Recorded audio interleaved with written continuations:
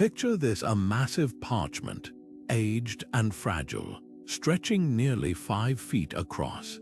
At first glance, it looks like a map, but something's off. Cities huddle close to the edges, while Jerusalem gleams at the very center, bathed in golden light. Beyond its borders, the page erupts with bizarre creatures: dog-headed men, one-footed giants, and serpents coiled around distant shores. This is the Hereford Mappa Mundi, one of the most famous medieval maps in existence. But it wasn't meant to guide travelers. No, this was a map of the mind, a mirror reflecting the fears, dreams, and absolute certainty of a world where faith shaped reality. Why would cartographers fill their maps with monsters and place Jerusalem at the heart of everything? Because these weren't just tools for navigation, they were weapons of belief. Medieval maps were masterpieces of persuasion, designed to show the world not as it was, but as the church and powerful rulers wanted it to be. Distant lands became realms of danger and heresy, while holy cities sat bathed in divine light. Geography wasn't just about distance, it was about dominance. Every twisted coastline, every mythical beast scribbled in the margins, whispered the same message: stay close to what you know, or risk losing your soul. What you're about to discover is how these maps rewrote reality itself. We'll unravel why entire continents vanished from parchment, why dragons lurked at the edges of the known world, and how a simple piece of vellum could shape empires. This is a journey into the minds of medieval mapmakers, men who wielded ink like a king wields a sword, bending the very shape of the earth to serve their vision of power, faith, and fear. By the time we're done, you'll never look at an old map the same way again. To understand these maps, we have to forget everything we know about modern cartography. These weren't tools for plotting a course across the sea or measuring distances between cities. They were sermons in ink designed to teach a very specific lesson: that the earth was a stage for divine drama, and every mountain, river, and distant shore had a role to play in God's plan. Take the Hereford Mappa Mundi again.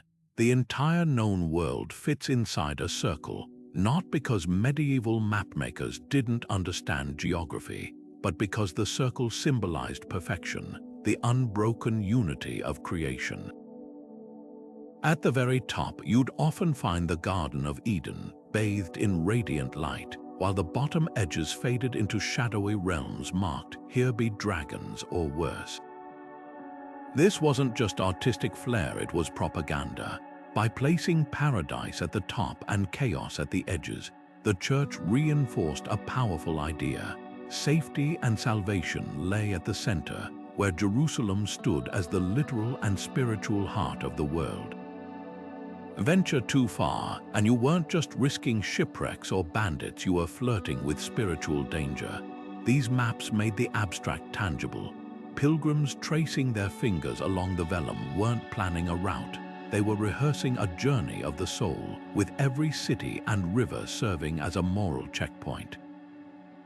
Rome wasn't just a dot on a page, it was a beacon of faith. The Nile wasn't merely a river, it was the very same waters where Moses had been hidden in the reeds. And that's why accuracy didn't matter. In fact, distorting the world was the point. If Scandinavia appeared as a jagged scribble or Africa ballooned into a misshapen blob, no one minded, because these maps weren't about geography. They were about hierarchy. By shrinking entire continents or exaggerating holy sites, mapmakers reshaped reality to match the medieval worldview, that the church's authority was as fixed and unshakable as the stars. A traveler asking for directions would have been laughed out of the scriptorium. These maps weren't made to guide the body, they were made to steer the soul. So when you see dragons lurking off the coast of Britain or a towering wall marking the edge of the world, remember, those weren't mistakes, they were warnings. Every strange creature, every deliberate omission whispered the same message: beyond the light of faith, there be monsters.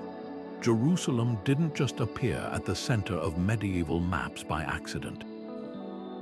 It was a deliberate act of cartographic devotion, a way to cement the city's spiritual supremacy in the minds of believers. Medieval scholars pointed to passages like Ezekiel 5:5, where God declares Jerusalem set in the midst of the nations as divine proof of its centrality. Theologians like Isidore of Seville and Bede didn't just repeat this idea, they built entire worldviews around it, teaching that the city was the literal navel of creation, the point where heaven and earth touched. On maps, this meant Jerusalem wasn't just a location, it was a symbol, often drawn as a radiant circle or crowned with a cross, glowing brighter than any other landmark. But here's the fascinating contradiction. In practical terms, Jerusalem was anything but central. It wasn't a major hub for trade like Constantinople or Venice. It didn't sit at the crossroads of empires like Rome. Geographically, it was off to the side, a quiet hilltop city in the Levant. Yet on parchment, it eclipsed everything. Mapmakers stretched continents like taffy to make sure Jerusalem sat perfectly centered, even if it meant distorting coastlines or shrinking entire regions. The message was clear: true power wasn't about armies or gold, it was about divine favor, and Jerusalem wasn't alone in this treatment. Other holy sites got similar star treatment. Rome, the seat of the church, often ballooned in size on maps, its walls towering over neighboring towns. The River Jordan, where Christ was baptized, might twist unnaturally across the page just to emphasize its sacred role. Even Mount Sinai, where Moses received the Ten Commandments, could appear as a towering peak dwarfing real mountain ranges. These weren't errors, they were edits, revisions to reality meant to remind viewers that faith, not geography, dictated what mattered. Think of it like a medieval Instagram filter, but for eternity. Just as we might tweak a photo to highlight what's important, mapmakers exaggerated sacred sites to train the eye and the soul on spiritual truths. A pilgrim unrolling one of these maps wouldn't see a guide to roads or rivers.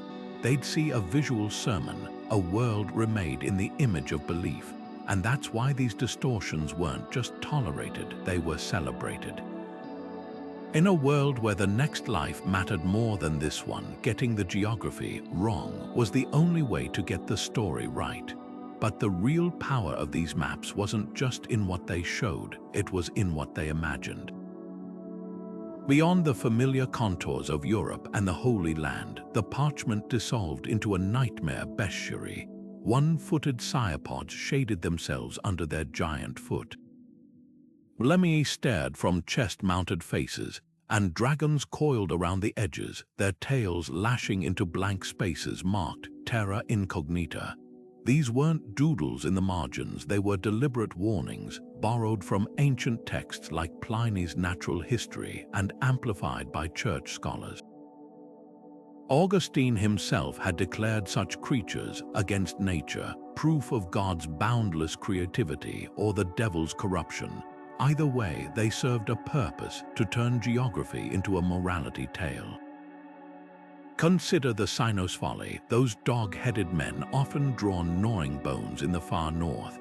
They weren't just fantasy, they were theological talking points.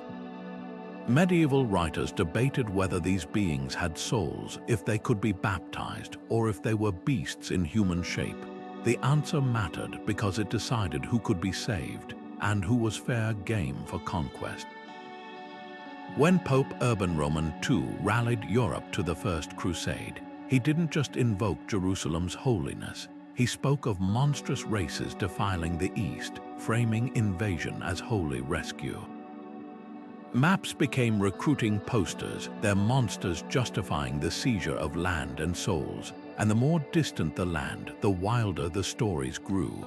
Ethiopia wasn't just a kingdom, it was the realm of Prester John, a mythical Christian king surrounded by fire-breathing salamanders. The Arctic wasn't merely cold, it was where the 10 lost tribes of Israel supposedly lurked, waiting to join the Antichrist. Even as Marco Polo's travels chipped away at these myths, the creatures clung to maps like stubborn stains. Because their job wasn't to inform, it was to terrify. A 15th century merchant might know better than to fear a mermaid, but when his king unrolled a map dotted with one-eyed cannibals, the message was clear: venture beyond Christendom at your peril. The irony, many monsters were just misheard descriptions of real animals. Rhinoceroses became unicorns, elephants morphed into 6-tusked behemoths. And the harmless manatee, glimpsed by sailors, birthed legends of seductive sirens. But accuracy wasn't the goal. These maps were medieval horror stories, their monsters whispering that the world beyond the cross was a carnival of heresy. Long after explorers proved the edges of the earth weren't crawling with demons, the fear they planted lingered not on parchment, but in the minds of those taught to see the unknown as inherently unholy. The Hereford Mappa Mundi isn't just a map, it's a sprawling medieval morality play in ink and vellum. Look closer at its frenzied edges, and you'll find a universe of divine judgment and terror. Hell yawns open like a jagged red maw, its teeth clamping down on writhing sinners while demons prod them deeper with pitchforks. Just above, Christ sits enthroned in a golden mandorla, one hand raised in blessing, the other gripping a sword, a stark reminder that salvation and damnation were two sides of the same coin. This wasn't subtle symbolism, it was spiritual shock and awe, designed to sear itself into the minds of anyone who unrolled the parchment. What's fascinating is how the map's geography bends to its message. Jerusalem isn't just centered, it's magnified, its walls etched in meticulous detail, while entire regions like Scandinavia or Africa shrink into crude, squashed shapes. The Mediterranean, a bustling hub of trade, narrows to a meek blue ribbon, while the River Jordan swells into a dominant curve. Historian Naomi Reed Klein called this moral geography, where space itself was distorted to reflect spiritual hierarchy. Lands of Christian importance ballooned while pagan territories crumpled like afterthoughts. Even the British Isles, home to the map's creators, get dwarfed by the towering presence of biblical sites, proof that faith, not patriotism, dictated scale. But the map's true power wasn't in its ink, it was in its performance. Priests would unfurl it during sermons, using its vivid imagery to illustrate damnation and redemption. Picture a congregation gasping as the preacher's finger traced the path from Eden's lush gardens down to hell's gaping jaws, or lingered on the Tower of Babel as a warning against pride. The Mappa Mundi wasn't just seen, it was experienced, a visceral tool to make abstract sins feel terrifyingly real. When a farmer squinted at the tiny, damned figures swallowed by flames, he wasn't looking at strangers, he was seeing his own fate if he strayed. And that's why these maps thrived for centuries. They turned theology into theater, transforming dusty scripture into a spectacle of light and shadow. A pilgrim wouldn't just hear about the Last Judgment, they'd see it, right there on the parchment, with Christ's sword hovering over their own unmarked corner of the world. The Hereford Mappa Mundi didn't guide travelers to Rome or Jerusalem.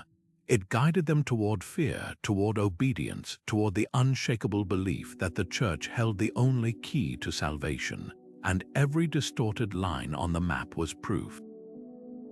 One of the most enduring myths about the Middle Ages is that people believed the earth was flat, but the truth is far more interesting. Take the so-called TO maps, those deceptively simple diagrams where the world appears as a perfect circle divided by a T-shaped cross. At first glance, they seem to confirm every stereotype about medieval ignorance, but look closer, and you'll find a brilliant shorthand for spiritual order, not scientific error. The circle, or orbis terrarum, represented the known world Europe, Asia, and Africa encircled by ocean, not the edge of a flat disk. The T, that was the Mediterranean slicing vertically, with the Nile and Don rivers forming the crossbar. This wasn't a failed attempt at accuracy. It was a symbolic distillation of the world's sacred geometry. Even in the 8th century, scholars like the Venerable Bede were writing plainly about Earth's spherical shape, comparing it to a ball in his reckoning of time. The Church didn't reject this idea, it embraced it. After all, a sphere had no top or bottom, no privileged center unless you put one there, and that's exactly what TO maps did. By placing Jerusalem at the intersection of the T, they turned geography into theology. The simplicity of the design wasn't ignorance, it was propaganda. Why clutter the page with accurate coastlines when you could reinforce a far more urgent truth, that the world's true axis wasn't a pole but a holy city? Yet fear still seeped into these designs. Beyond the circle's edge, some maps scrawled ominous phrases like terra incognita or sketched sea monsters lurking in the margins. The message was clear: the orbis terrarum might be a sphere, but it was also a sanctuary. Venture beyond its bounds, and you left the light of Christendom for realms where dragons, or worse, waited. Even as educated elites debated Earth's curvature, these maps weaponized uncertainty, using blank spaces to whisper that some mysteries were better left unexplored. The TO map's genius wasn't in its geometry, but in its duality, a spherical world for scholars, a walled garden for the faithful. So why does the flat Earth myth persist? Because it's easier to dismiss the past as backward than to grapple with its complexities. Medieval mapmakers weren't fools, they were storytellers, and their maps weren't failures of science, but triumphs of symbolism, bending the world into shapes that served faith first and facts second. The next time you see a TO map, don't just see a circle, see a stage meticulously set to remind every viewer that danger lurked beyond the script and salvation lay at the cross's foot. Deep in the icy northeast of medieval maps, beyond the realms of dog-headed men and one-footed giants, lurked an even greater terror: the monstrous hordes of Gog and Magog. According to legend, these barbarian tribes had been sealed behind a towering brass gate by Alexander the Great himself, cursed to remain imprisoned until the end of days, when they would break free and unleash hell on Earth. You'd find them drawn as cannibalistic savages, gnawing on bones or wielding crude clubs, often crammed into the map's northeastern margins like a ticking apocalyptic time bomb. But this wasn't just fantasy, it was theological cartography, a nightmare stitched into parchment to justify fear of the unknown. The story traces back to a potent mix of biblical prophecy and political propaganda. Revelation 28 describes Gog and Magog as nations Satan would rally for the final battle, while Isidore of Seville's etymologies cemented their place in medieval geography, calling them unclean races, shut in by the Caspian Mountains. Mapmakers latched onto this, sketching elaborate gates or jagged mountain ranges to represent Alexander's mythical barrier. The Hereford Mappa Mundi even labels the region Gog et Magog hic inclusi sunt. Here are enclosed Gog and Magog, as if the ink itself could keep them at bay. But why did this myth stick? Because it gave fear a shape. When Mongol horsemen stormed into Europe in the 13th century, slaughtering entire cities, preachers didn't just see an invading army, they saw Gog and Magog breaking free. Chroniclers like Matthew Paris described the Mongols as literal descendants of the lost tribes, their sudden appearance proof that the apocalypse was nigh. The gates had failed. This wasn't just invasion, it was divine retribution, and that's where maps became weapons. By painting foreign lands as prisons for monstrous races, they turned conquest into crusade. When Pope Innocent IV called for resistance against the Mongols, he didn't just invoke politics, he invoked prophecy, urging Europe to unite against the unclean hordes foretold in Scripture. The lines on these maps weren't just borders, they were moral boundaries separating the saved from the damned. The chilling part, this rhetoric didn't die with the Middle Ages. Centuries later, European colonists would use similar myths to justify expansion, labeling indigenous peoples as savage, others lurking beyond civilization's gates. The monsters changed names, but the map's message stayed the same. The world beyond Christendom was a spiritual battleground, and every blank space held a threat waiting to be tamed or erased. High on the eastern edge of the Ebstorf map, glowing like an ember, you'd find the Garden of Eden not as a fleeting metaphor, but as a physical place, ringed by walls of fire and marked with crisp Latin labels. Adam and Eve stood frozen in their moment of shame. The serpent coiled around the tree of knowledge, while 4 rivers spilled from paradise's gates into the world below. This wasn't just decoration, it was cartography as catechism, insisting Eden wasn't some lost dream, but a real location, stranded beyond humanity's reach like a divine taunt. The sheer audacity of this claim reveals a medieval world torn between 2 visions of Scripture.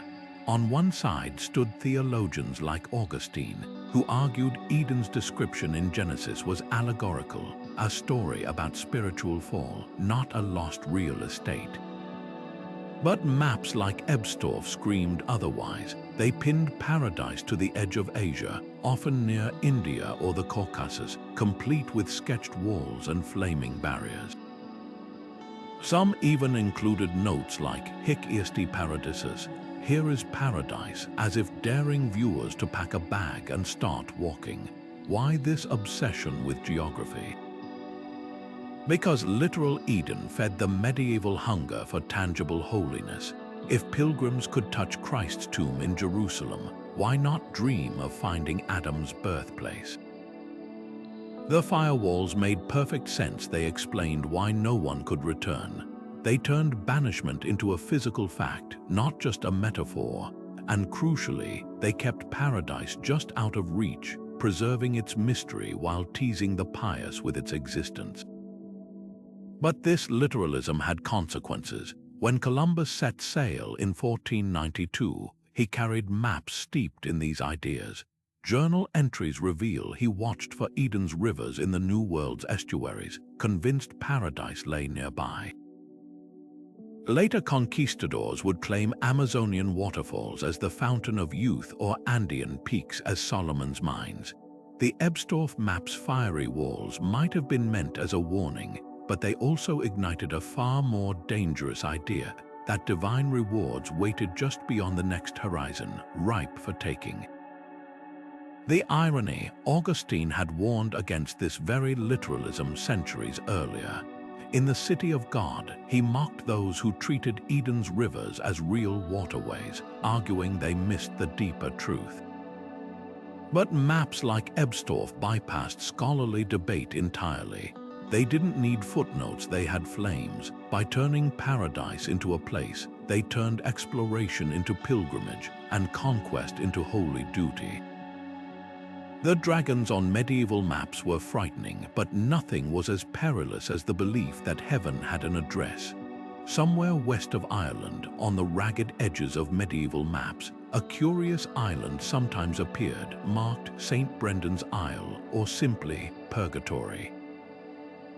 Sailors whispered of hearing ghostly moans drifting across the waves, while pilgrims swore they could glimpse its smoky cliffs on the horizon before it vanished into mist. This wasn't just superstition. It was cartography colliding with one of the Church's most profitable doctrines, the belief in purgatory, a temporary hell where souls burned away their sins before reaching heaven.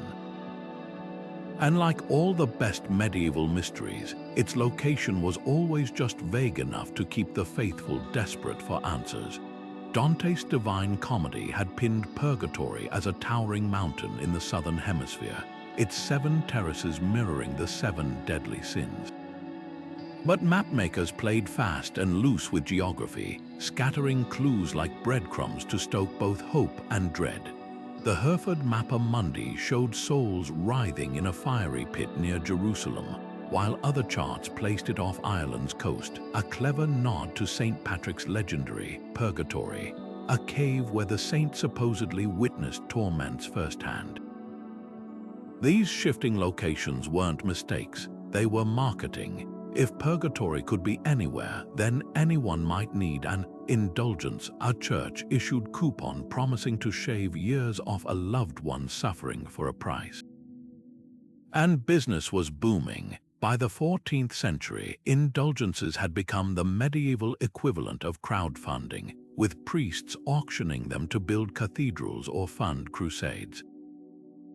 The more uncertain the maps, the more lucrative the trade. A widow might empty her savings for a scrap of paper claiming to relocate her husband's soul from Dante's Mountain to St. Brendan's Isle, then back again when the next map contradicted the last. Even the discovery of the Americas scrambled the game. Spanish missionaries claimed to find Purgatory's gates in Andean volcanoes, while Irish fishermen insisted it still lurked in their home waters. The genius of these cartographic tricks was their flexibility. Purgatory wasn't just a place, it was a mood, a mountain for poets, an island for sailors, a pit for theologians. Every version served the same purpose, to turn the afterlife into a real estate market, with the church as the only broker. When reformers like Martin Luther finally revolted, calling indulgences a scam, they weren't just attacking corruption. They were rejecting a whole geography of fear, one that had turned the unknown edges of the map into a spiritual shakedown. The monsters on medieval maps were terrifying, but nothing was as chilling as the thought that salvation came with a price tag, and the receipt might be written on vellum. The oceans on medieval maps weren't just blank spaces, they were battlegrounds. Where modern cartographers saw trade routes, medieval scribes saw divine judgment in liquid form, a churning reminder of God's power to both cleanse and punish. Take the Cotton World map, where the Atlantic erupts with spiraling whirlpools, each one labeled with ominous warnings like Hic Vorrego Magna, here lies the great abyss. These weren't navigational hazards, they were moral ones, physical manifestations of the chaos that awaited those who strayed too far from salvation. This fear wasn't arbitrary. It traced straight back to Genesis, where the flood wiped the earth clean, leaving only Noah's family floating above the wreckage. The sea, in medieval theology, was both a relic of that punishment and a perpetual threat. A liquid wall separating the orderly world of Christendom from whatever lurked beyond. Maps amplified this terror by studding their waters with leviathans and ship-snatching krakens, turning the ocean into a sermon about hubris. Why would anyone sail into such darkness when dry land offered safety and grace? The taboo against deep-sea exploration wasn't just superstition, it was policy. For centuries, the Church discouraged long voyages, citing legends like the Mare Tenebrosum, the Sea of Darkness, said to boil at the world's edge. When Portuguese explorers finally pushed past Cape Bojador in the 1400s, chroniclers gasped as if they'd breached Hell's Gates. The cotton maps' whirlpools had done their job too well, convincing generations that the ocean was less a pathway than a test, one most weren't meant to pass. Yet the cruel twist, these monsters were often just misread natural phenomena. Whirlpools like Norway's Moskstrømmen, exaggerated by sailor tales, became cosmic sinkholes. Giant squid, glimpsed in flashes, birthed legends of tentacled demons. Even the ocean's vastness, incomprehensible to pre-modern minds, got folded into the mythos. The real horror wasn't in the water, it was in the mapmakers' insistence that the unknown was inherently unholy. By the time Columbus sailed, the sea's divine barrier was less about geography than control, a way to keep the faithful tethered to the shores of belief. What's haunting is how these myths outlasted the maps. Long after Magellan's crew circled the globe, the idea persisted that the deep hid divine wrath. Puritan sermons described the Atlantic as a howling wilderness, and even Darwin's Beagle voyage sparked debates about whether the ocean's depths were truly meant for human eyes.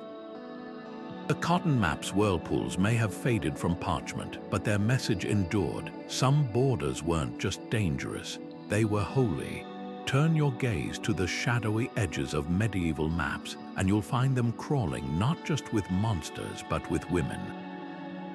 Eve crouches naked under the tree of knowledge, her hand outstretched toward the serpent. Mermaids preen on rocky outcrops, combs in hand, luring sailors to their doom.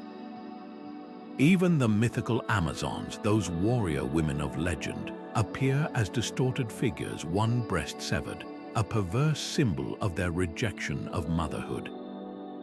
These weren't random decorations, they were cautionary tales in ink, warnings about the dangers of the flesh that lurked beyond the ordered world of Christendom. The contrast couldn't be starker. At the center of many maps, the Virgin Mary often glowed in golden hues, cradling the infant Jesus, a symbol of divine purity and maternal grace. But the margins told a darker story. Here, female figures embodied chaos, temptation, and unchecked desire. Hildegard of Bingen, the famed 12th century mystic, wrote of women as vessels of untamed winds, their bodies as unpredictable as the sea's storms. Mapmakers took this idea literally, sketching sirens with fishtails coiled around ships, their songs a metaphor for the seductive pull of sin.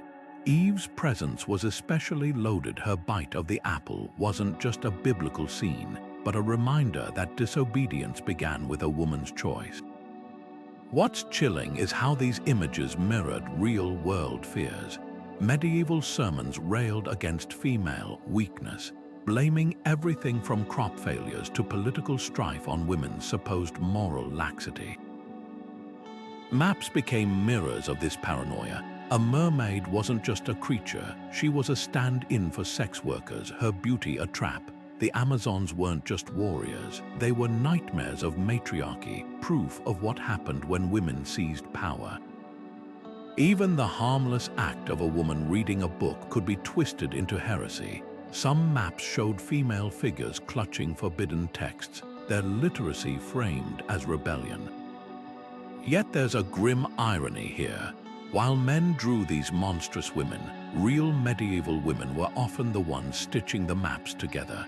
Nuns in convents like Hildegard's own Rupertsberg scriptorium painstakingly inked sacred texts and even maps, their labor invisible beneath male-authored dogma. The Virgin Mary might dominate the center, but the hands that brought her to life were likely female, a quiet subversion of the very narratives they were forced to illustrate. This gendered cartography wasn't just art, it was armor. By painting female bodies as sites of danger, the Church justified controlling them in life. Pilgrims touching a map's edge where Eve wept would nod along when priests barred women from altars. Sailors spotting mermaids would think twice before trusting a tavern girl's smile. Every inked woman on parchment reinforced a simple lie, that the world's order depended on keeping women small, silent, and far from the center.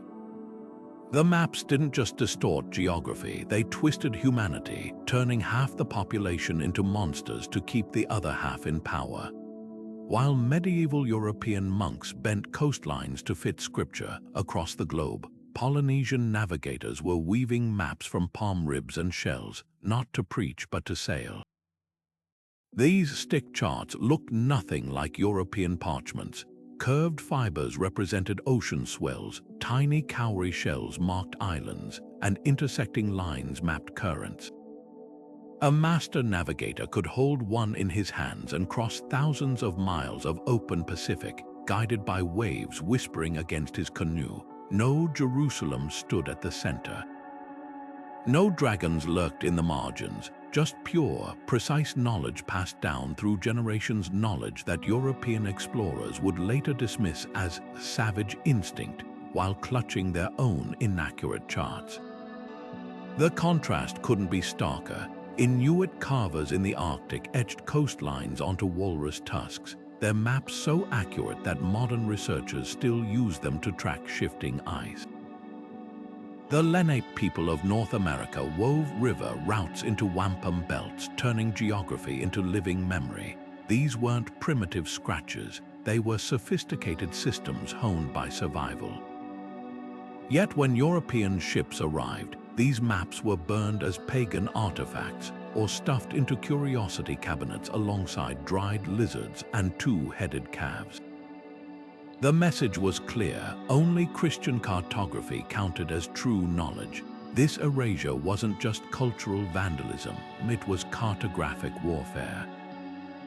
By declaring indigenous maps illegitimate, colonizers could claim they'd discovered lands that had been lived on for millennia. A Portuguese pilot sailing into the Congo River in the 1480s wouldn't consult local fishermen's mental maps of its treacherous sandbars. Instead, he'd rely on a parchment that showed Africa as a misshapen blob edged with monsters, then blame the currents when his ship ran aground. The medieval map's greatest lie wasn't its dragons. It was the fiction that empty spaces on vellum meant empty lands ripe for taking. And that fiction had blood-stained consequences. When Columbus stumbled onto Caribbean shores in 1492, his logs described not thriving Taino communities, but wild space waiting for Christian flags. Spanish conquistadors used maps showing the Americas as a blank slate to justify slaughter, their blades following the contours of parchment myths. By the time the slave trade exploded, European maps had done their work, reducing entire civilizations to dotted lines and empty spaces, their knowledge scrubbed away like pencil marks on a draftsman's table. The bitter irony: those primitive stick charts and ivory carvings often held truths the Europeans desperately needed. Polynesian navigators could spot islands over the horizon by reading ocean swells. A skill Magellan's starved crew envied as they drifted past atolls they couldn't find on their accurate charts. Inuit hunters guided lost whaling ships to safety using mental maps that no parchment could capture. But dogma had hardened into blindness. Just as medieval maps placed faith over facts, colonial cartographers placed prejudice over proof, weaving a global web of conquest from threads of willful ignorance. The monsters on those old parchments were terrifying, but none were as destructive as the belief that some ways of seeing the world simply didn't count. Hidden in the delicate ink strokes of medieval maps lies a celestial secret: the belief that the stars didn't just watch over the world, they shaped it. Take the Zodiac Man, a curious figure often sketched in the margins of medical charts, his body sliced into 12 segments, each ruled by a different astrological sign. Aries governed the head, Pisces the feet, and so on, turning human anatomy into a mirror of the heavens. But this wasn't just about medicine. Mapmakers borrowed the same logic, plotting cities and rivers under zodiac constellations, convinced that the sway of planets could alter landscapes as easily as it could bodies.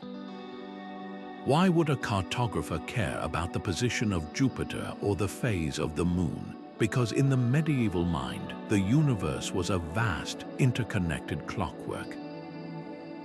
Just as the moon tugged the tides, Saturn's gloom might blight a harvest, or Mars' fiery gaze could ignite wars. Maps became celestial scorecards, their borders shifting with astrological forecasts. The Hereford Mappa Mundi didn't just show Jerusalem at the center, it framed the entire world within a ring of zodiac symbols, as if Earth itself were cradled in the stars' embrace. Navigational charts often included planetary tables, advising sailors to avoid voyages when Mercury was in retrograde, lest storms swallow their ships. Even the body politic wasn't immune. Kings timed coronations to astrological alignments, believing a throne claimed under a favorable sign would prosper. When the Black Death ravaged Europe, panic-stricken scholars pored over maps, blaming a sinister conjunction of Jupiter and Saturn in 1345. Geography and astrology weren't separate sciences, they were threads in the same divine tapestry, weaving fate into the very dirt beneath people's feet. But cracks began to show. By the 15th century, astronomers like Regiomontanus were challenging old assumptions, proving that celestial movements followed predictable math, not whimsy. Sailors returning from Africa and Asia brought tales of stars unseen in European skies, shaking the idea of a zodiac perfectly mirrored on Earth. The final blow came from Copernicus, whose heliocentric model in 1543 didn't just move the sun to the center, it shattered the medieval cosmos entirely. Suddenly, the zodiac man's neat divisions seemed naive, and maps laden with astrological symbols looked like relics of a fading mysticism. Yet the old beliefs died hard. Elizabethan doctors still consulted zodiac charts, and farmers planted crops by the moon's phases. The irony, while science stripped the stars of their divine authority, it couldn't erase humanity's hunger for meaning. The zodiac man vanished from maps, but his ghost lingered in the quiet certainty that somewhere, somehow, the heavens still whispered to the earth, just not in ways a parchment could capture.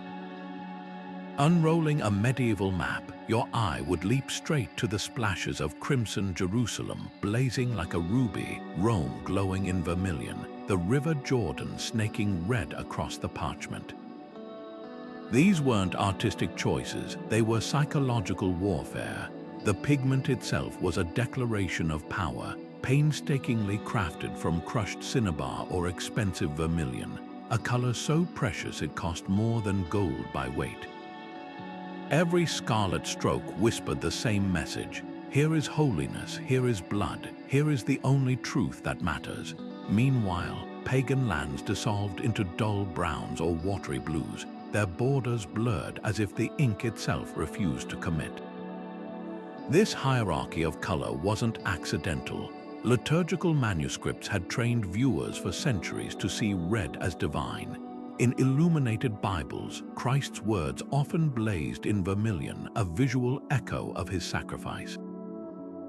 Rubrics, the instructions for priests during Mass, derived their name from the Latin rubrica, meaning red earth. To medieval eyes, red wasn't just a color, it was a sacred spotlight, a way to make the divine leap off the page. Mapmakers weaponized this association. By drenching holy cities in vermilion, they transformed geography into a devotional act.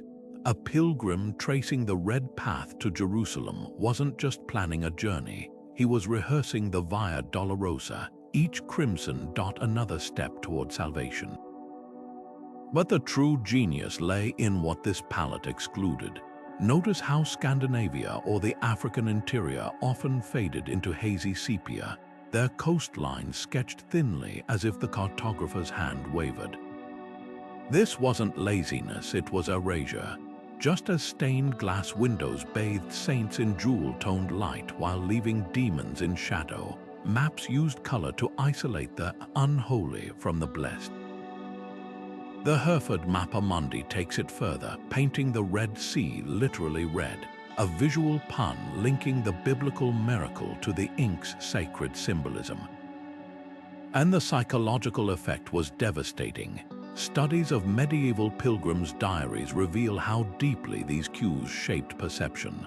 Travelers would describe passing from bright Christian lands into dim pagan territories, their language soaked in the map's color scheme. A merchant might swear the markets of Constantinople felt warmer, richer, closer to God than the identical bazaars of Muslim Alexandria, simply because his mental map glowed with one and grayed the other. The irony, many of these pagan lands were anything but dull. Byzantine silks flamed with Tyrian purple. Islamic miniatures shimmered with lapis lazuli. But medieval maps refused to grant them that dignity. By starving them of color, cartographers didn't just depict the world, they edited it, turning vibrancy into a privilege reserved for the faithful. The lesson was clear. Divinity had a hue, and it wasn't just seen, it was felt, a visceral pull toward the scarlet and away from the shadows. Amid the sea of distorted medieval maps, one rare breed defied the rule, the Portolan chart. These weren't scribbled in cloisters by monks, but inked by grizzled sailors in bustling port cities, their pages alive with spiderwebs of compass lines radiating from hidden wind roses. Forget dragons and biblical landmarks. These maps showed coastlines with startling accuracy, their jagged edges matching real headlands and harbors. A navigator could trace a route from Venice to Alexandria using nothing but the chart's intersecting room lines, a far cry from the Hereford Mappa Mundi's moral geography. The secret lay in their making. Portolan charts weren't copied from ancient texts but drawn from lived experience, with pilots whispering corrections across generations. Watch a 14th century sailor unroll one, and you'd see his calloused finger follow the precise curve of the Adriatic, muttering bearings like prayers. These weren't maps for salvation, they were tools for survival, where a misplaced rock could sink a ship as surely as sin could damn a soul. Yet their very accuracy made them dangerous. The church tolerated them barely as necessary evils for trade, but their existence undermined a core dogma. That divine truth, not human observation, should shape the world's image. No Jerusalem glowed at their center, no Gog and Magog lurked in their margins. Instead, they showed a world where knowledge came from reckoning the stars and trusting the lead line's plunge, not passing scripture. Small wonder they were guarded like state secrets. Venetian law threatened death to anyone smuggling chart-making techniques abroad, while Geno's captains reportedly burned their portolans rather than let them fall into rivals' hands. The question isn't why these maps were rare, it's how any survived at all. In a world where the church declared geography a branch of theology, admitting the earth could be measured without God's guidance was heresy. When the Catalan Atlas, a lavish portolan, reached King Charles V of France in 1380, its Jewish creators had to swear the work was for navigation only, scrubbing any hint of cosmic speculation. Even then, whispers followed that its accuracy must be demonic. How else could men map what God had meant to stay mysterious? What's heartbreaking is what we lost. For every portolan that survived, dozens likely molded in damp ship holds or were purged by suspicious priests. The ones we have, like the sleek Carta Pisana or the intricate Medici Atlas, are ghosts of a road not taken, proof that medieval minds could master precision when dogma didn't chain them. They whisper an uncomfortable truth. That fear didn't just fill maps with monsters. It silenced the voices of those who dared to chart the world as it was, not as power demanded it be. When the Black Death swept through Europe in the 1340s, it didn't just kill millions, it shattered the medieval mind's understanding of the world. And the maps of the era tell that story in chilling detail. Suddenly, parchment edges filled with swirling, Inkai tempests labeled venti pestilentials, pestilential winds, as if the plague itself rode the air like a demonic cavalry.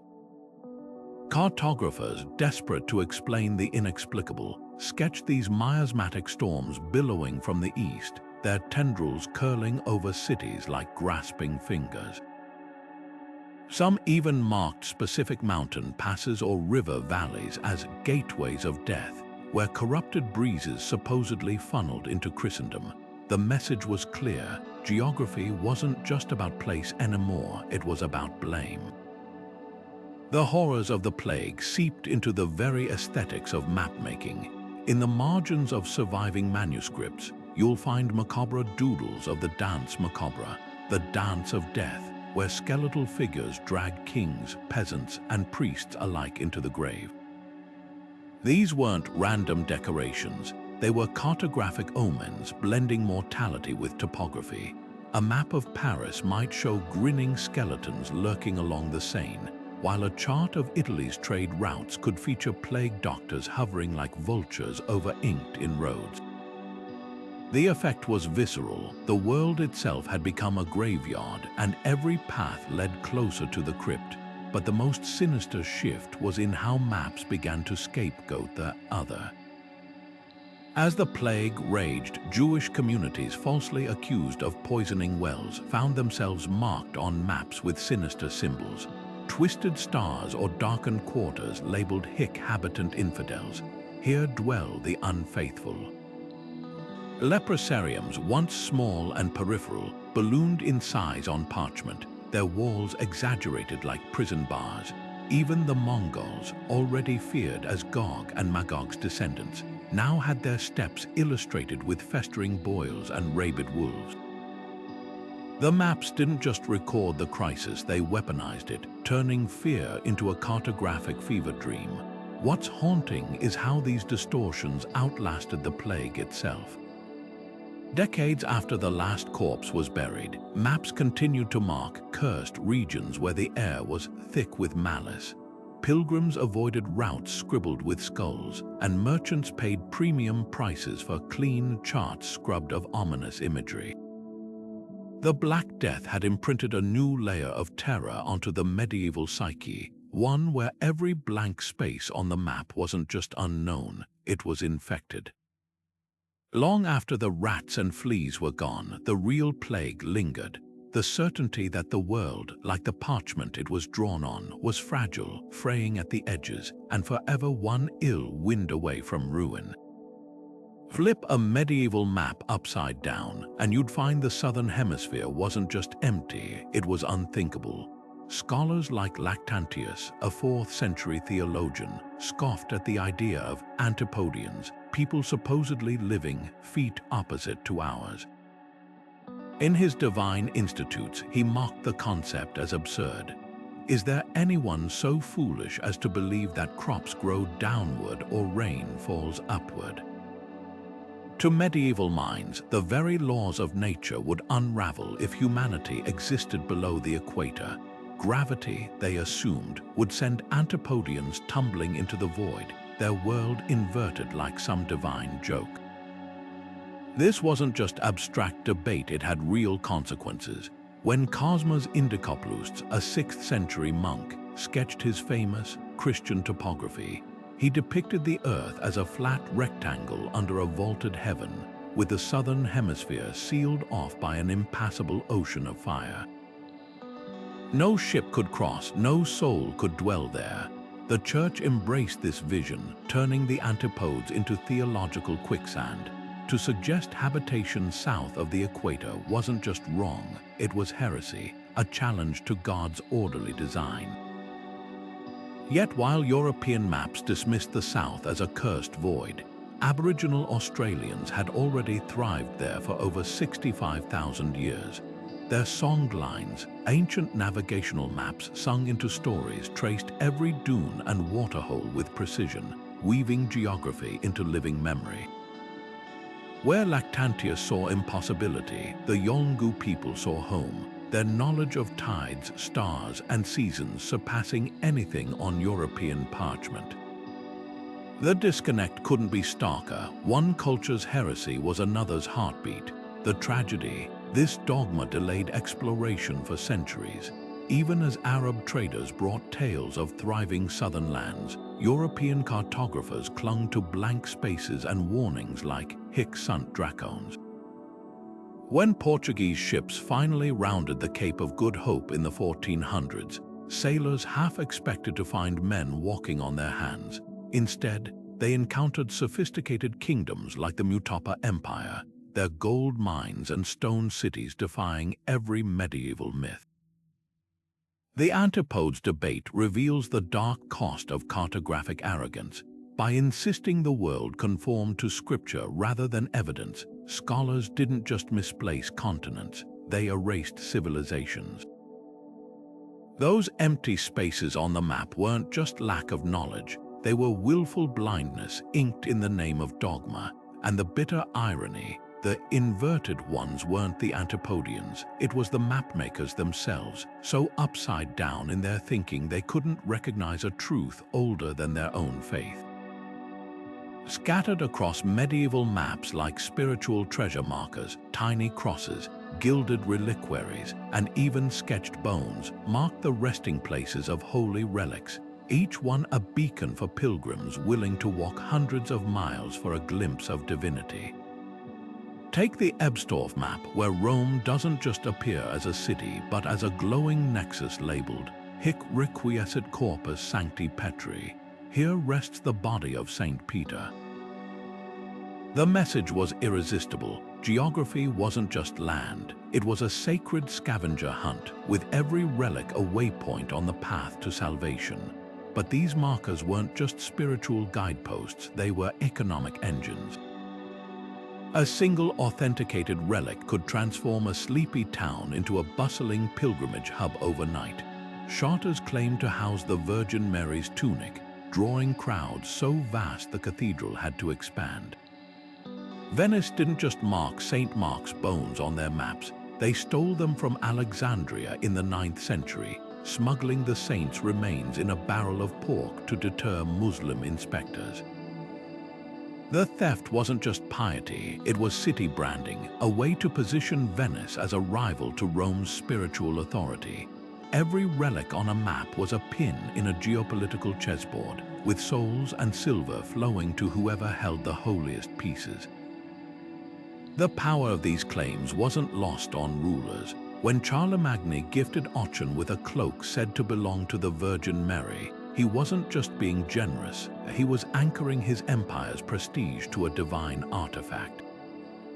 Maps of the era leaned into the hype, exaggerating Ochen's size until it rivaled Jerusalem, its streets practically glowing on parchment.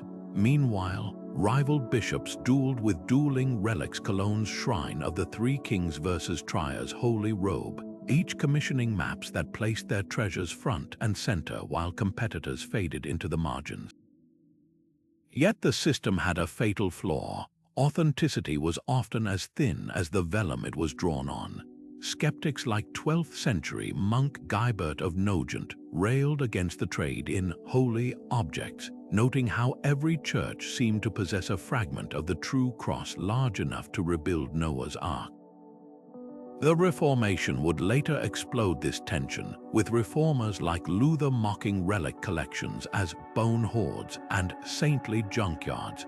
But long before the protests began, the seeds of doubt were sown not in sermons, but on maps where the sheer density of competing claims made the miraculous feel suspiciously convenient. The irony, many of these relics did exactly what they were meant to do, just not in the way the church intended. They didn't just lure pilgrims, they exposed the brittle link between faith and power. When a 15th century map of Canterbury showed St. Thomas Becket's blood still fresh on his vestments 3 centuries after his death, it wasn't just documenting a miracle. It was advertising a product, one that would soon face a very earthly reckoning. The relics on those maps promised heaven, but they built empires, and empires, as the Reformation would prove, are always vulnerable to revolt. Lurking in the corners of medieval portolan charts, you'll find them roses of a different kind. Not the delicate flowers of illuminated manuscripts, but snarling wind faces, their cheeks puffed with gale force breath, their mouths twisted into howls or benevolent whispers. These weren't decorations, they were medieval meteorology in action, a visual code where every puff of wind carried divine intent. The tramontana blowing from the north might be drawn as a stern, bearded elder, his breath clearing skies for pious sailors. But turn the parchment and you'd meet the sirocco from the south, a demonic face spewing hot, pestilential air, its exhalation curling into tendrils labeled Ventus Diabolicus. The message was clear: weather wasn't just weather, it was God's Morse code, and misreading it could cost your soul. This wasn't just sailor superstition, it was doctrine. Medieval scholars like Bartholomew the Englishman wrote entire encyclopedias linking storms to sin, claiming tempests erupted when the air grows thick with the vapors of men's wickedness. Maps amplified these fears. The Catalan Atlas of 1375 shows the Atlantic choked with wind faces, their breath churning the ocean into froth. One particularly gruesome figure near the Azores blows not air but flames, its label warning of ignis eternus, eternal fire. No wonder sailors hesitated to venture beyond Cape Bojador off Africa's coast for centuries. The winds weren't just obstacles, they were celestial border guards enforcing the limits of the permissible world. Yet hidden in these terrifying diagrams was a glimmer of rebellion. Arab navigators had long used wind roses scientifically, their Qibla compasses aligning with trade winds rather than divine wrath. When Portuguese caravel designers studied these models, they didn't see demons, they saw patterns. Prince Henry the Navigator's pilots began redrawing wind faces with measured precision, their petals marking not God's moods but predictable routes. The vol to du mar, the turn of the sea, wasn't a spiritual trial anymore. It was a navigational hack, using the same westerlies once feared as cursed to slingshot ships home from Africa. The irony: the church had been half right. The winds were messages, just not the ones they'd preached. When Columbus rode the easterlies to the Caribbean in 1492, he wasn't defying heaven. He was reading a map the old wind faces had hinted at all along, one where the air wasn't a wall of fear, but a road waiting to be sailed.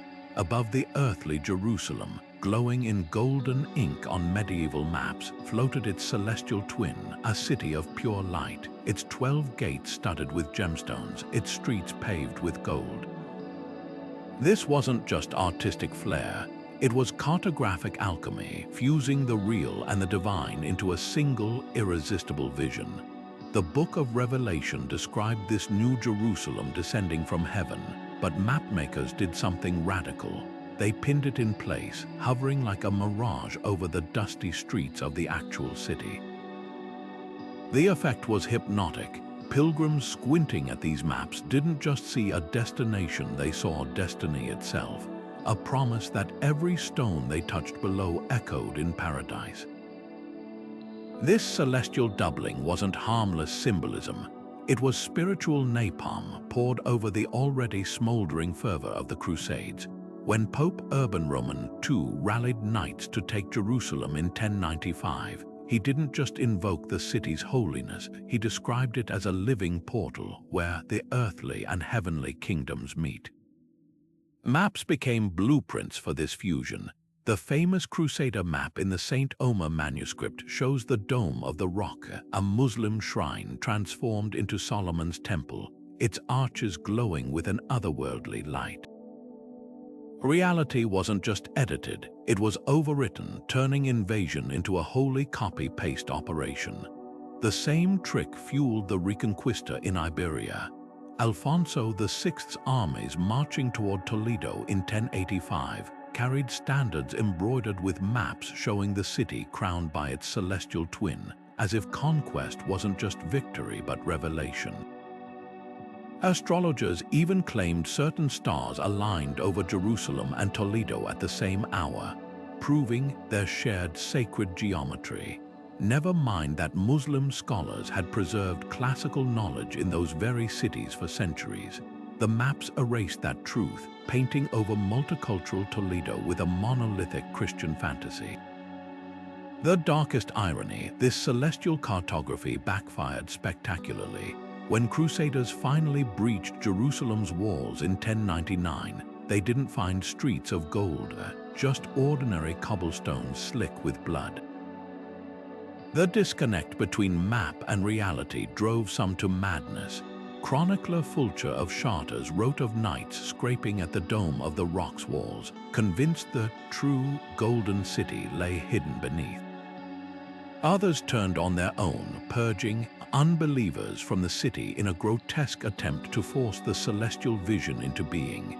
The maps had promised a divine overlay, but all they delivered was a mirror, reflecting not heaven, but the violence of those who believed they could draw it. Stare at the Catalan Atlas from 1375, and you'll notice something unsettling. Africa's coastline is meticulously traced, its ports labeled with Arabic names borrowed from Muslim traders. But venture inland and the detail collapses.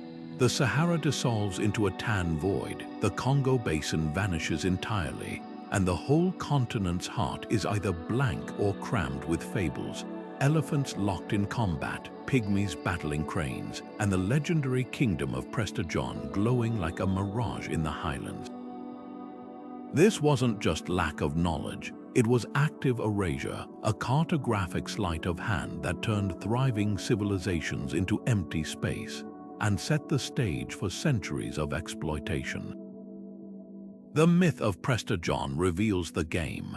This fabled Christian king, said to rule a paradise of pepper forests and diamond rivers, first appeared in European chronicles in the 12th century. By the time the Catalan Atlas was inked, his kingdom had moved from Central Asia to Ethiopia, conveniently aligning with Europe's growing interest in Africa. Mapmakers didn't just place him there, they weaponized him, using his fictional realm to frame the continent as a lost Christian frontier waiting for reunion. Never mind that real Ethiopian envoys to Lisbon in the 1400s openly rejected European overtures. The maps kept preaching unity, turning a complex sovereign kingdom into a prop for colonial fantasy. Meanwhile, the silence was deafening. Where were the great Zimbabwe stone towers already centuries old when the Catalan Atlas was drawn? Where was Timbuktu's Sankore University, its libraries bursting with manuscripts? The answer lies in the inkwell. European cartographers weren't just ignoring African achievements, they were scripting a narrative where such things couldn't exist. Blank spaces whispered that the interior was ungoverned, unclaimed, ripe for discovery. When Portuguese explorers finally reached the Congo Empire in the 1480s, they were stunned to find a centralized state with diplomats, artisans, and a royal archive. Their solution: redraw the maps anyway, shrinking Congo's borders and scribbling wilderness beyond them. This wasn't ignorance, it was alchemy transforming gold into lead. The same tactics would later justify terra nullius, the legal fiction that empty-looking land was free for the taking. Dutch settlers in South Africa, British colonists in Australia, even Leopold II's butchers in the Congo all wielded maps like scalpels, cutting away inconvenient realities. The Catalan Atlas blank spaces weren't mistakes, they were blueprints. The bitter twist: many blank regions were meticulously mapped, just not by Europeans.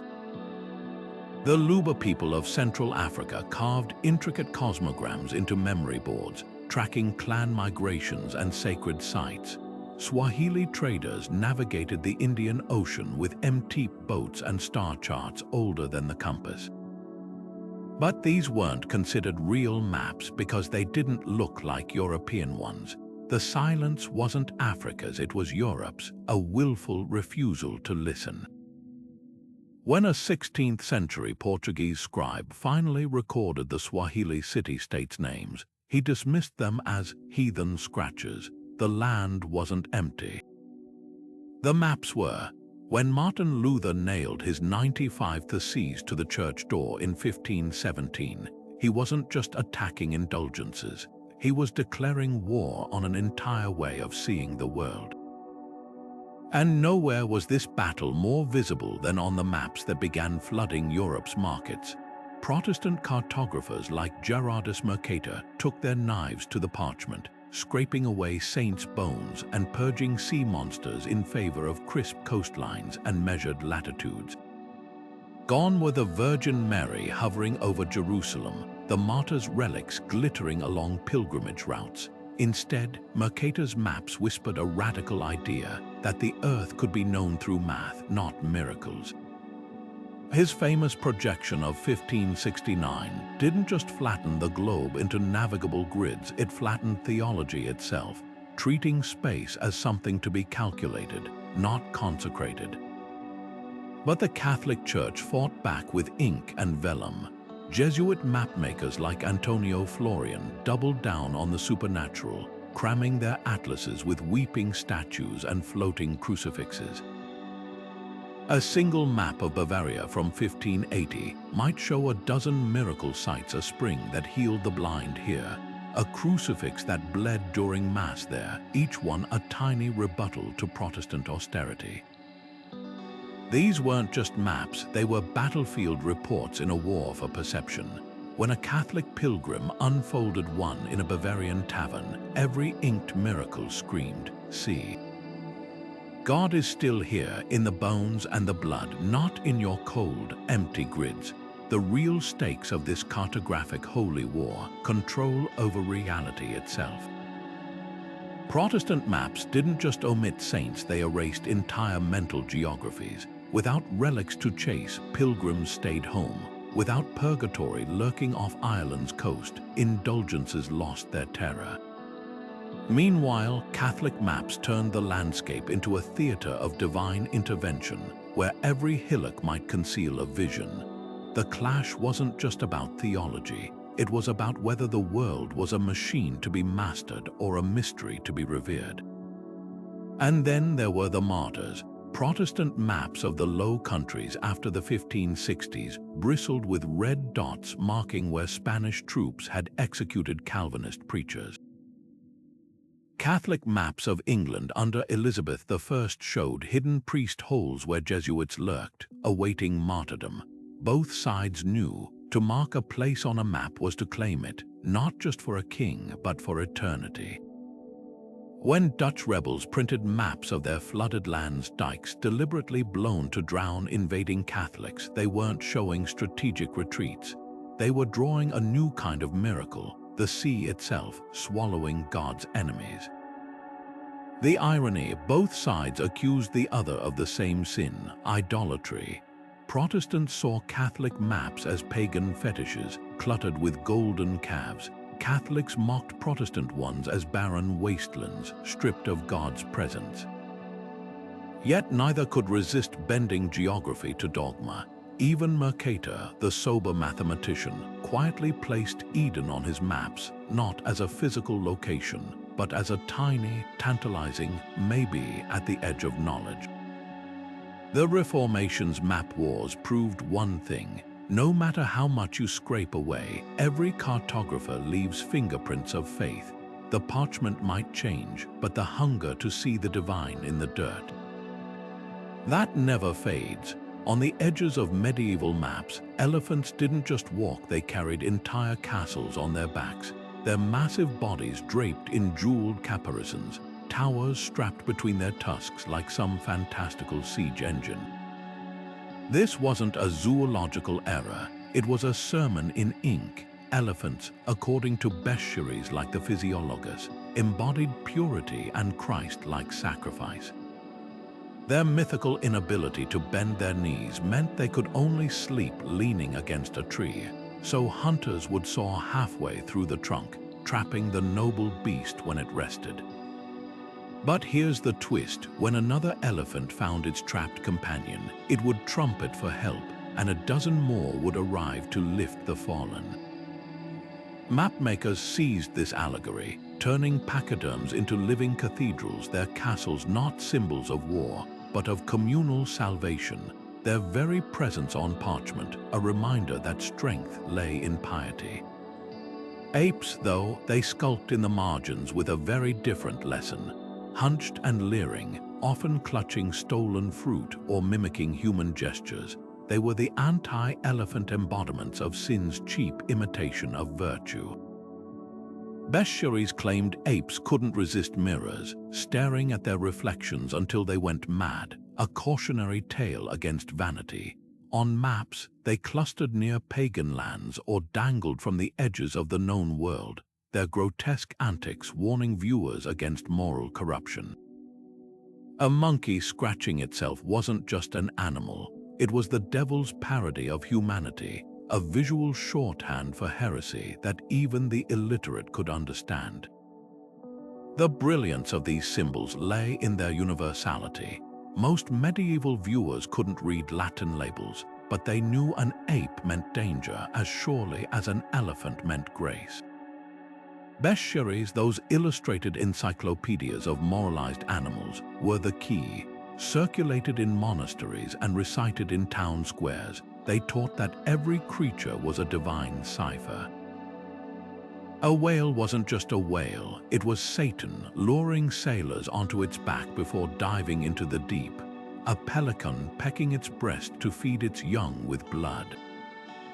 That was Christ on the cross. Mapmakers borrowed this visual vocabulary, turning geography into a picture book of virtue and vice, yet the irony was thick enough to taste. While elephants trumpeted across parchment, real medieval scholars knew better. Albertus Magnus, the 13th century scientist, wrote detailed accounts of actual elephant behavior after meeting one gifted to King Louis IX of France. He noted their intelligence, their dexterous trunks nothing like the rigid, castle-bearing saints of the bestiaries, and apes. Merchants returning from Africa described chimpanzees using tools, their social bonds eerily human. But facts rarely made it onto maps. The symbols weren't meant to educate, they were meant to terrify and inspire. A pilgrim tracing a route to Jerusalem didn't need zoology. They needed a lion to represent resurrection, as bestiaries claimed they breathed life into stillborn cubs, or a phoenix to promise redemption. This gap between knowledge and representation wasn't ignorance, it was design.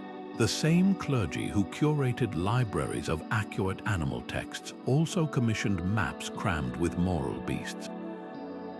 The lesson wasn't about the creatures, it was about control. A world where elephants carried castles wasn't a fantasy, it was a blueprint teaching that even nature bowed to divine order. And if the price was turning apes into bogeymen or ignoring real elephants' social lives, that was a small fee for a map that didn't just guide the body, but guarded the soul. Buried deep in Icelandic archives for centuries, a single crumbling parchment held a secret that could have rewritten history, the Vineland map. Drawn in the 15th century but only rediscovered in 1957, it showed the Norse settlement of Vineland, now Newfoundland, clear as day. Yet for 500 years, this knowledge vanished from European maps as if erased by an invisible hand. The question isn't why the Norse reached North America first, it's why their discovery was systematically forgotten, buried under layers of ink and dogma. The Church's fingerprints are all over this cartographic vanishing act. Norse sagas like the Grönlandinga saga described Leif Eriksson's voyages to Vineland around the year 1000, complete with grapevines, timber, and encounters with indigenous Skraelings. These stories circulated in Scandinavia, but when they reached continental Europe, they hit a wall of silence. The problem wasn't just that Vineland contradicted the biblical T.O. maps, it shattered the idea that the world's edges were reserved for monsters and divine judgment. A habitable land beyond Greenland, rich with resources, didn't fit the Church's narrative of a finite, ordered cosmos. Power doesn't just control territory, it controls discovery. When the Norse bishop Eirik Gnupsson traveled to Vineland in the 12th century, he didn't return with triumphant maps for the Vatican. Instead, the voyage vanished from official records. Historians suspect why Vineland's existence threatened the Church's monopoly on world-making. If lands outside Scripture could be real, what other truths might be hiding beyond the edges of dogma. The same clergy that labeled Greenland's icy wastes as Ultima Thule, the end of the world, couldn't tolerate a fertile, new world that predated Columbus by 5 centuries. The suppression wasn't accidental. Compare the treatment of Vineland to the legend of St. Brendan's Isle, a fictional paradise that appeared on maps for centuries. The Church had no problem promoting myths that reinforced its authority, but real places that contradicted its geography, those were dangerous. By the time Columbus sailed in 1492, Vineland had been scrubbed from European consciousness so thoroughly that Spanish chroniclers dismissed Norse sagas as fanciful tales of drunken sailors. The irony is crushing. The same Church that filled maps with dragons and giants actively erased a factual discovery because it didn't fit the story. The Vineland map's modern rediscovery peeled back the curtain on a darker truth. Maps aren't just records of exploration, they're records of censorship. When the Vatican's archives finally coughed up references to Norse voyages in the 1960s, scholars found marginal notes labeling Vineland as terra non grata, unwelcome land. No monsters barred its shores, no divine wrath boiled its seas. Its only crime was being real in a world where power depended on the unknown staying that way. Columbus got his myth, the Church kept its authority, and Vineland, it became a ghost in the parchment, waiting 5 centuries for someone to whisper its name again. 500 years after monks sketched Jerusalem as the world's glowing heart, another map conquered the globe, Mercator's projection. At first glance, it seems light years from the Mappa Mundi's dragons and dog-headed men. But peel back the technical veneer and you'll find the same old tricks: landmasses inflated or shrunk to serve power. Greenland balloons to the size of Africa, though it's barely a quarter as large. Europe lounges center stage while the global south crumples at the edges like an afterthought. This wasn't navigation, it was narcissism, a 16th century Flemish geographer's gift to colonial empires.